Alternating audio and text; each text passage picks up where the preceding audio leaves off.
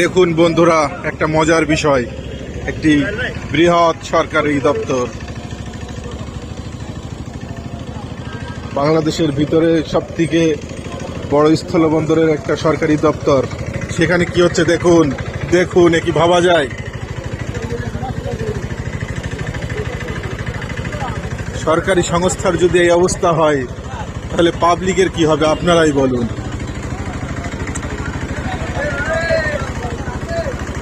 দেখুন, কাস্টম হাউসের ভিতরে খুব শীঘ্রই ফেরি চালু করতে হবে।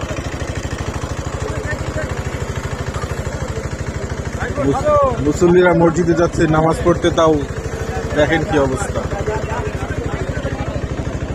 এই দেখুন, ভ্যানওয়ালারা কিন্তু এর ভিতরেই ভাড়া মারছে, শুধু সারেরা পায়ে পানি লাগাবে না তাই।